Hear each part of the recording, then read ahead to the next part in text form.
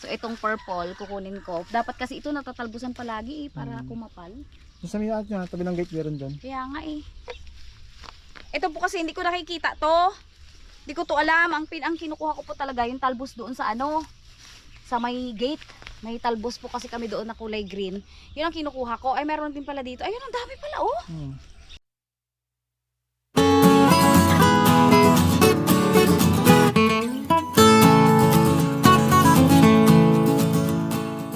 Hi guys! Welcome back sa KKK by Jeng and Dotep. And of course, it's me, your Ate Jeng. For today's video po, madali lang po ang ating gagawin. Siyempre, meron tayo ditong spare ribs.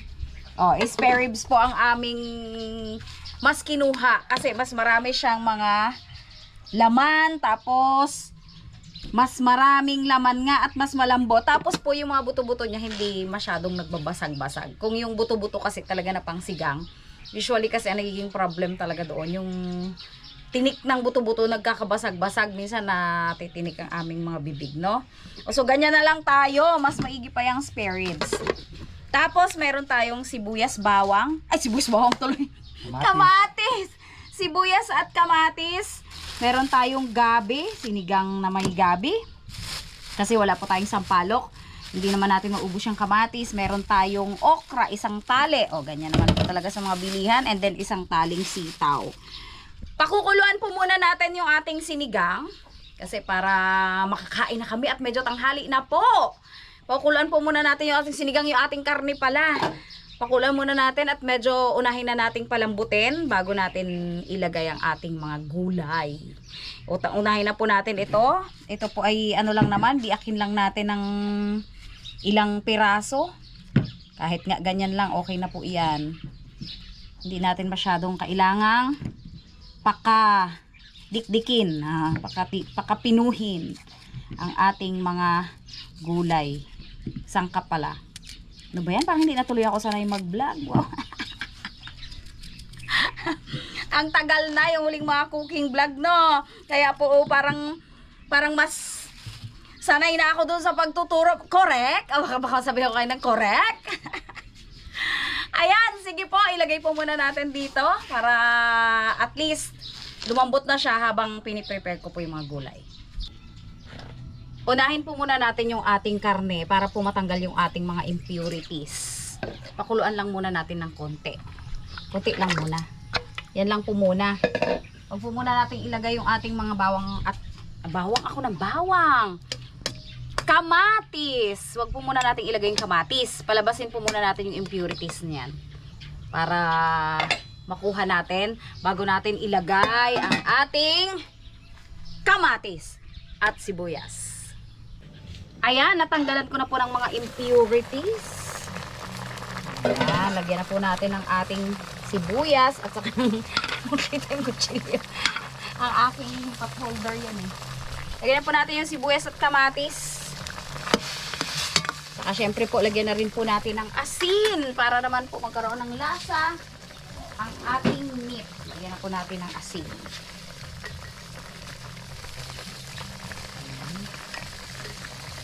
Ayan po natin kasi dadagdagan na po natin ng sabaw din at ang bilis naman po ng aking kawaling stainless na to. Maya-maya po kasi ilalagay ko na agad yung ating mga gulay na sabay-sabay na. Okay. Hintayin lang po natin kumulo tapos ilagay na po natin ang ating mga gulay. Ayan. Kukuha po sana kami ng kangkong, kaya lang sobrang liliit pala at wala halos talbos yung mga kangkong doon sa likod. Saka yun po yung kangkong na pula.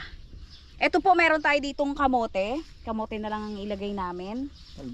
Talbos ng kamote. Meron tayong mga purple dito na kamote. Ewan ko kung sino nagtanim na to. Sino nagtanim na to, Dad? Siguro yung lang to, pinagtalbusan nyo lang, no? Nahagis lang dito. Nahagis lang, tapos kumalat na po. Ayan, ang dami nga po, Tanglad nga, dami rin. Ang dami, kaso, nakuha na to ni Daddy di kahapon. Pero meron pa po kami doon nakuha ba yung kulay green? Hindi yung nakuha niya na po yung kulay green.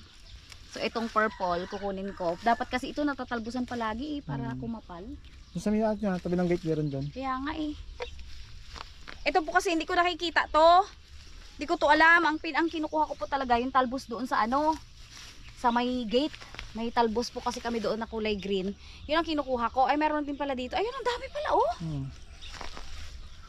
Ang lawak pala ng talbusan namin dito.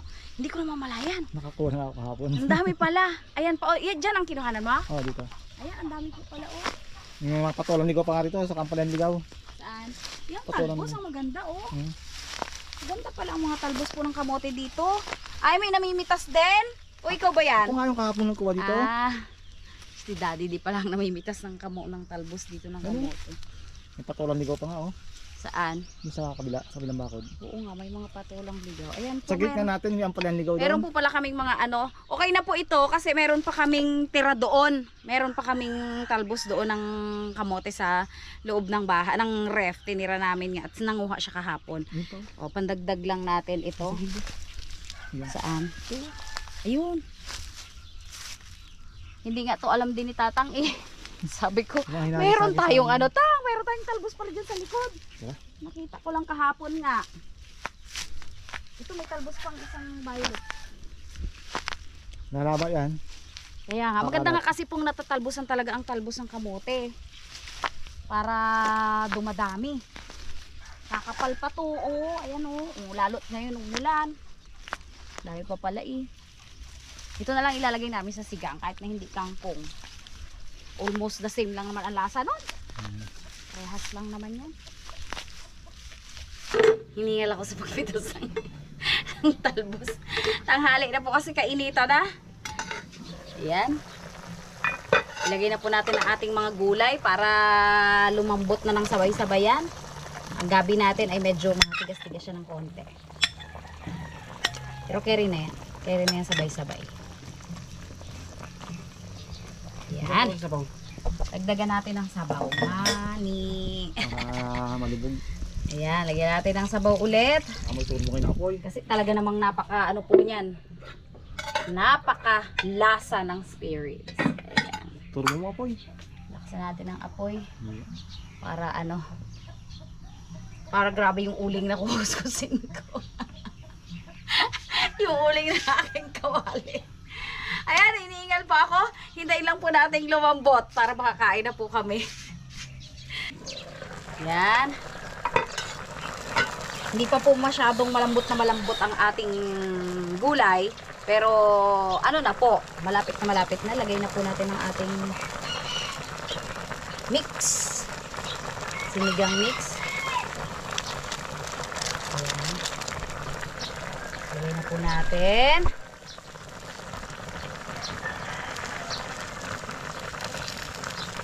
Ayan, ganyan po ang maglagay para at least hindi na concentrate sa isang pwesto ang ating acid.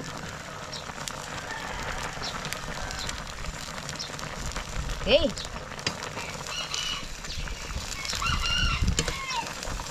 Ang bilis na po na to. Konting-konti na lang po. Ito naman po ay nalagyan na natin ng pampalasa. Mayroon na po itong asin. At nalagyan na rin po ng pampalasa pang magic. Okay? Hintayin na lang po natin para mailagay natin ang ating talbos ng kamote. Additional ano pa din po yun, sustansya. Kaya kailangan, libre naman, kailangan ilagay natin. Ayan, ilagay na po natin ang ating talbos ng kamote. Kasi, ayan, makikita nyo po, talaga namang talbos ng kamote sa kasili. Malabo na. Asan na yung Ayun o. purple? Gasa kayo no. Isama natin? Parang hindi, wag na natin isama. Parang madami na ito. Ayos ah. Binidyo mo yung pagkuha ko lang. Tapos ito palang galing. Ilagay na rin na nga natin. Konti lang naman po itong purple. O nga pala. Ito yung kahapon. Ay, konti lang rin naman pala. Ito po kasi yung kahapon. O, pero ilagay na natin lahat. Kasi sabi ni Daddy, binidyo ko daw yung pagpitas niyan eh. Ang pinitas mo, Violet. Tapos biglang sabihin, fake news eh no. Ayan. Palabutin lang po natin ang ating talbos ng kamote. Correct? Sa mga estudyante ko, palagi ko pong nababanggit yung, di ba no? Correct? Kaya ang tawag sa akin ng mga estudyante, si Ma'am Correct. Nasanay na rin po. Ayan, baka mamaya-maya masabi ko na rin sa yung correct. Ayan, hintayin lang po natin. Oh, ang bilis nga eh. Hintayin lang po natin yan na lumambot ng konti. Siyempre naman, may senior tayong kasama. Hindi pwedeng matigas ang ating tangkay ng talbos ng kamote. Ay, ano to? Natabunan na si Ote. Kain tayo guys! Dito natin ilagay. Kain po tayo! Dito muna natin ilagay ang ating tubig. Ayan. Kain na po tayo. Meron pa kaming ano, oh. Kain po tayo ng pakwan. Oh. Fresh na fresh, galing bukid. Fresh na fresh. Galing pulot. Nasa likod natin. O, di ba tango? Meron pang ganyan. Pakuha Oh. sa likod yun. Sa first bagong pulot. Hindi, pinalamig naman namin yan, tang. Lamig. Malamig na. Kain po. Nama. Dito po kami sa labas at napakainit sa loob. Alam nyo naman yan. Bilhin kasi. Isang singaw. Dad.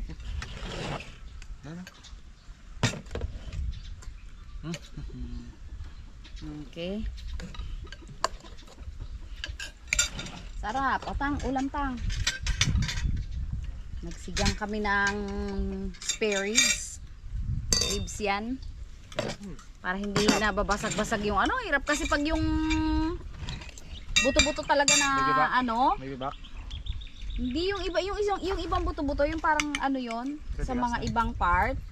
Hindi siya matigas pero pag Nababasag. nilaga yung buto niya sa pag-chop kasi nila yon basag-basag ang ano, minsan natinik ang ngipin ko. Oo. Na ano ang ngipin ko? Pakulimlim pa rin yan. Yan, thank you Lord for this food. Tama sa pakan. Talaga. Kunin mo na yung sili at baka madurog pa dyan. Makatindaw po ba sa... E di may ilagay yung bahay dyan pang. Ipapalabasin ko na nga si ano. Ilang araw nga. Palabas-labasin ko. Ulan na rin ulan eh. Papalabas-labasin ko na nga yung Ginagawa mga mga ano tayo yung eh. tang. Hindi para tang ano. May pusa po kasi si tatang sa na dinala dito. Ilagay ko po doon sa ano nung nagtag-ulan sa cat house kasama nila Lucana. Ngayon, pwede na yan. Eh pwede na sila ngayon palabasin para yung mga ano dito matakot-takot naman ng konti. Mga daga sobrang dami. Mga dagang bukid naman po yun. At lumakas ang katawan nila. Yun nga po. Para maluwang yung lalakaran Taas nila natin dito. yung ulan. Nung minsan kapag gabi mula po. Yun nga tang. Palipasin lang namin po yung ulan-ulan. Actually po kasi yung mga pusa sa totoong ano talaga sa real life scenario. Kahit pakainin po natin yan ng mga cat food o kung ano-ano pa man. Naghahanap pa rin talaga sila ng mga protein na nahahanap nila. Hunter kasi talaga sila eh. Saka yung protein talaga, mas ano sa kanila yon, mas mainam sa katawan nila. Kaya nga pag mga may karne kami or kaya manok, talagang pinapakain ko din talaga sila. Kaso nga lang syempre, naghanap talaga sila. Naghanap sila talaga ng ganun, ang katawan nila. Lalo na sila Lucana. Ano yan? Hunter yan. Gusto nila na nakakalaro. Saka gusto nila malaya po na nakakalaro. Kaya lang, yung mga pusa ko sa loob talagang ilang taon na rin na hindi naman nasanay. So hindi ko sila pwedeng palabasin. Since magtatag-araw na yung mga dating nasa labas na nilagay ko sa cat house, pwede ko na po ulit palabasin. Si Lucana nga, nagdadalawang isip ako kung palalabasin ko, hindi marunong yun sa labas eh. Huwag na sa Lucana. Baka hindi na pwede si Lucana. Hindi na sanay sa labas yan. Hindi siya sanay sa Bata pa yan labas. nung sanay sa labas. Pero pwede siguro i-ano ko lang siya, i-ano ko lang muna, i-leash muna para masanay sa. Yung dalawang kambal, pwede yun. Yung kambal, pwede. Kasi makakasama naman nila dito yung kambal din na pinulot ni ano nila sa ilog, ng team ilog. Sa ilog yun da, di ba?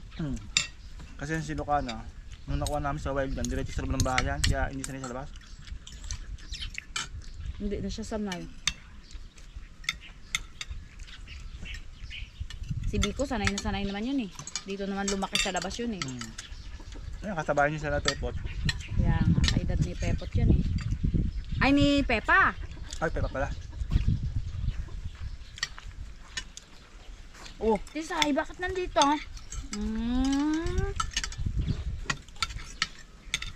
Talagang may magic. May magic patis pa si Tatang ha? Tayo ng konti. Sinakto pa naman ni Daddy di ang ano niyan. Ang Ilan? timpla. Naanap ng tatang, mata at sa alat. Konti-konti lang ako magano. May alas-alasan lang ano. Takip-takip lang eh. Sawang ko takip.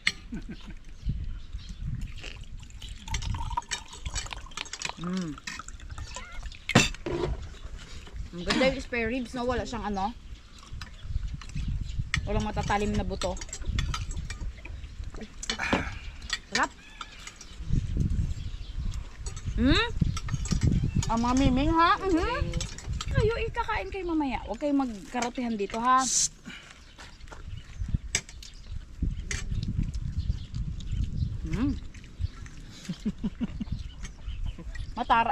Ano yung dalawa na yan. Pero kanina magkasandalan pa sila ni Tisoy. Ano sila sa aso? Sirot folder nga.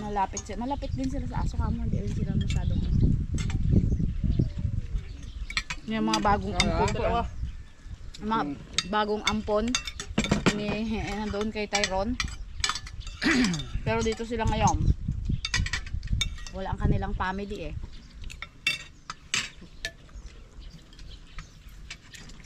Pinakain ko kasi ayaw nang umalis sa akin, sunod sa akin. Kuha pa ako. Ang dahil pa doon. Papa akong ulam. Anak, kuha ka ng ano oh, gulay. Ayan, atang oh. Huy! Alis natin! Isay! Gadighay ka na agad dyan! Wala pa nga! Tapos sila sa amoy eh. Makarate ang binti nyo dyan, Tang. Andyan yung mamuning. Malalim. Diyan, sa ilalim nyo. Ano naman yan, oh? Sugat na naman ang ilong ni Tisay. Ano lang. Daig sila po ng mamuning eh. Yan talaga yan eh. Pero pag natutulog, magkakatabi naman. Ano naman. Nakaulan pa nga sa tiyan. Napakabait nitong mga aso namin na to sa mga pusa. Nakaunan pa kay Tisoy. Pero sabi ni Tisoy, Tang, hindi na ganun niya. Pinapalis Pero na talagang ganun pa sa kanya. Pinapaalis niya, ayaw naman umalis. Wala na siya nagawa. Hindi yan inano. Mababait talaga tong mga aspin. Mabait talaga ang mga aspin sa sa mga pusa.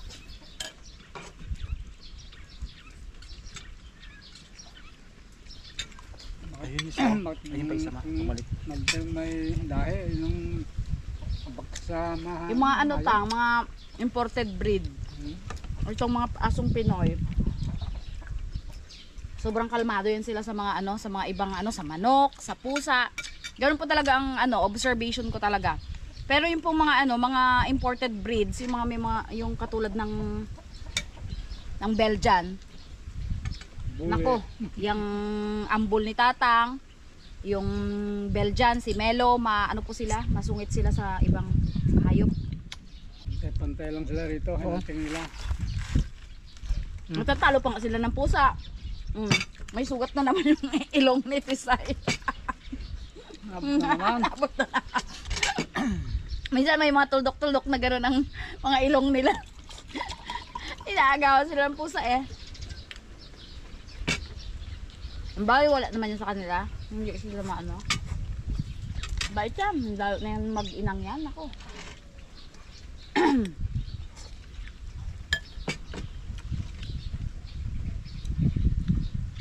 Super bait. Ano pa? No signs of aggression.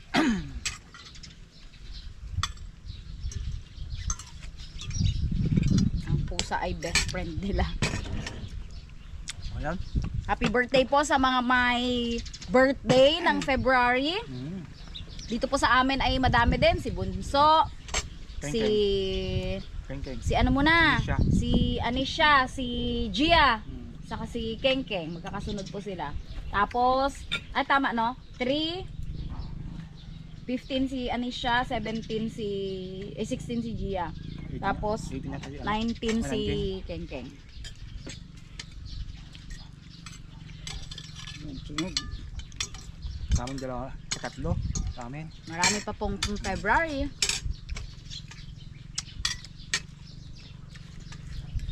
Tita namin si Tita Jenna. February din yun. Sino pa bang February sa atin, Tam? Kasi si Kuya. Oh, si Ate, saka si Kuya, yun ang mga February na. Tamo. Si Tamo tapos na eh. Mga sa Bulacan po yun. February po. Nakakulang sa araw. Kulang sa araw. May kaibigan ako February 29. Nakatapat ang leap year. Tuwing leap year siya. Every 4 years. Mama ni Edward. Mami niya. Paano nga yung nag-birthday niya? March 1. March 1 po ang nagiging birthday kasi every 4 years lang ang birthday niya eh. Bili mo kung leap year ka, no? Leap year, every 4 years lang. Bata-bata niya pa. 10 taong ka pa lang, 70 ka na. Ay, ano? 4 na taong ka pa lang. 16 ka na. May pa rin, di ba? By 4. Every 4 years lang yung tunay niyang birthday. Kung 10 taong ka, 40 years old ka na. Ilang taong ka na? 10? February 29. Parang sa loob nga ng 4 na taon namin pagiging magkaklase, isang beses lang siyang nag-celebrate ng tunay niyang birthday sa amin. Sa aming klase. Palaging March 1. Tapat pa doon eh. Galing no, natapat pa talaga sa 29. Siyempre 1980 kasi leap year yun eh. Leap year ang 1980, 1980 kami eh. Leap year yun. Nakakatawa nga eh. March 1 siya. Solve na naman! Ano tang? Sabi ni Otep eh, pag mga weekend lang kami nakakain ng totoong ulam. Ay salamat, totoong ulam sabi niya. Kaya binag namin kasi rare totoong ulam. Si Tatang lalo. Pag may vlog dito sa nakakain ng totoong ulam. Ano tang? Pag dito kami luto. Yan, pag dito nagluto. Buti madalas-dalas kayo ngayon dito, no? Kasi po talaga pag umaga, sobrang hirap po talaga. Ako ay 7:30 po kasi ang pasok ko din. Si Otep ay 7:30 din. Tapos madalas pa si Otep may mass, may misa po siya sa umaga. 6:45 po yon. Umaalis kami dito, talagang ang kinakain namin. Minsan tinapay lang, kape. Minsan prito. Kasi anong oras ako bumabangon? 4:30. Nag-asikaso pa ako ng mga pusa, mga ano-ano.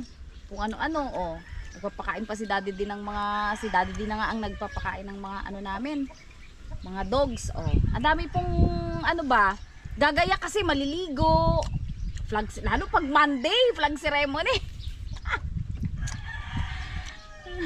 Kaya madalas tuloy, bumibili na lang rin kami ng ulam, pati si Tatang. Ulam ni Tatang, luto na lang rin. Hindi kinukonsider ni Otep na totoong ulam yun. Pag hindi niluto dito. Kasi karinderya, syempre po alam niyo naman commercialized. Pag sa karinderya, hindi naman din, hindi rin talaga ganun ka generous ang mga sahog pagdating sa totoong ulam na niluto. Totoong ulam na rin tuloy ang aking anak. Totoong ulam na rin tuloy. Yung bagay yung lutong bahay na ulam. Hindi rin ganun ka generous ang sahog. At least pag may weekend naman ay okay naman. Sol. Thank you so much po sa mga patuloy na sumusuporta sa aming channel. Paminsan-minsan lang po kami talagang nakakapag-vlog ng ganito. Yung nandito kaming 4 na nakakakain kami ng totoong ulam.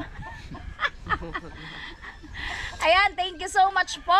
At least si Tatang palagi nyo rin nakikita. Basta nandito sa vlog ng ang mga boys ay Team Ilog or Team Dagat ay nandito. O si Tatang naman ay kasama po nila. Kaya kahit paano ay hindi nyo rin namimiss si Tatang. Kasi pag sa aming vlog talagang madalang.